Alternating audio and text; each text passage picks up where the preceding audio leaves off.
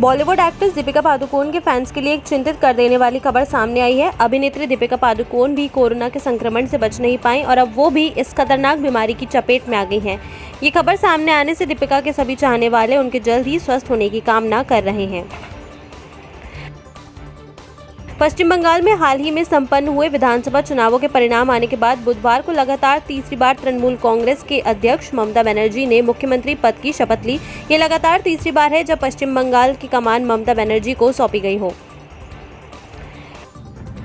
नंदीग्राम में ममता बनर्जी की हार को लेकर टीएमसी ने हाईकोर्ट का दरवाजा खटखटाया है। टीएमसी की ओर से चुनाव आयोग को भी पत्र दिया गया था, जिस पर नंदीग्राम में फिर से मतगणना कराए जाने की मांग की थी।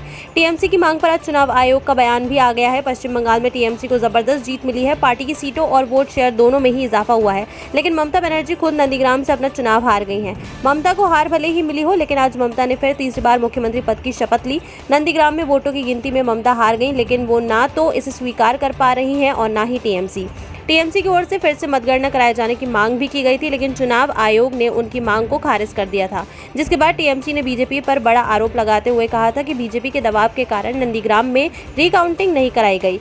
मतगणना में गड़बड़ी हुई। टीएमसी ने रिकाउंटिंग के लिए चुनाव आयोग का भी रुख किया, लेकिन आयोग ने भी साफ कर दिया कि रिटर्निंग ऑफिसर का फैसला ही अंतिम फैसला है। नंदीग्राम में रिकाउंटिंग नहीं कराई जाएगी। चुनाव आयोग की ओर से कहा गया है कि नंदीग्राम में गिनती खत्म होने के बाद एक प्रत्याशी के इलेक्शन एजेंट ने दोबारा मतगणना की मांग की थी, जिसे आरओ ने अपने सामने मौजूदा तथ्यों को देखते हुए मौखिक आदेश में खारिज कर दिया। इसके बाद परिणाम की घोषणा की गई थी। ऐसे मामले में अब हाईकोर्ट ने ईपी दायर करने का ही विकल्प बचता है, यानी साफ है कि टीएमसी को यदि अपनी आवाज उठानी है तो उसे हाईकोर्ट जाना होगा और टीएमसी की ओर से इसकी तैयारी भी शुरू कर दी गई है।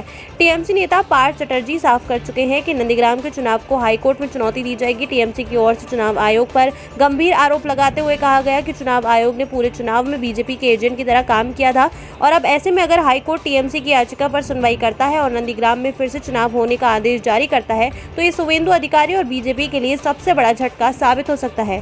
फिलहाल टीएमसी अभी हाई कोर्ट जाने की तैयारी कर रहा है। आगे क्या होगा ये दिलचस्प होगा।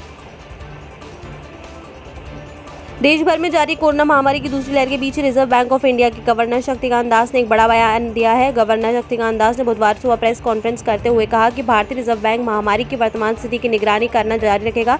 इसके साथ ही शक्तिकांत दास ने कहा कि महामारी के कारण एक बार पहले भी देश की इकोनॉमी प्रभावित हुई थी, वहीं अब दूसरी लहर के आने के बाद एक बार से फिर देश में संकट की स्थिति उत्पन्न हो गई है। ऐसे में से लड़ने के लिए हम अपने संसाधनों का उचित प्रबंधन करना होगा। आरबीआई द्वारा देश के हेल्थ केयर सेक्टर के लिए 50,000 करोड़ के फंड का ऐलान किया गया है। इस फंड के माध्यम से 50,000 करोड़ रुपए इमरजेंसी हेल्थ सेवा के लिए दिए जाएंगे। इस फंड के जरिए प्राथमिकता वाले सेक्टर्स को जल्द से जल्द लोन और इंसेंटिव देने की तैयारी की जाएगी। सुप्रीम कोर्ट द्वारा आज आरक्षण पर एक बड़ा फैसला लिया गया है। कोर्ट द्वारा बुधवार को बड़ा फैसला देते हुए मराठा आरक्षण को खत्म करने का फैसला सुनाया गया है। इस फैसले के आने के बाद से मराठी कैंडिडेट शिक्षा, नौकरी आदि के क्षेत्रों में आरक्षण नहीं मिल सकेगा। सुप्रीम कोर्ट की 5 जजों की टीम द्वारा ये बड़ा फैसला आज सुनाया गया है। आपको बता दें कि सुप्रीम कोर्ट द्वारा मराठा आरक्षण को समाप्त करने हुए इसे असंवैधानिक करार दिया गया है। इसके साथ ही कोर्ट ने कहा है कि अब से किसी भी नए मराठी कैंडिडेट को शिक्षा और नौकरी के क्षेत्र में आरक्षण नहीं मिलेगा। कोर्ट ने कहा कि इस फैसले का असर पहले हुई नियुक्ति पर नहीं पड़ेगा, लेकिन इस फैसले का असर केवल नई नियुक्ति पर जरूर होगा। कहते हैं अगर आप में कुछ करने का जज्बा, हौसला हो तो हर काम संभव हो जाता है। ये साबित किया है 86 साल की उम्र में अपने हौसले से कोरोना जैसी महामारी को हराकर अपने घर पहुंचे अवध नारायण सक्सेना ने।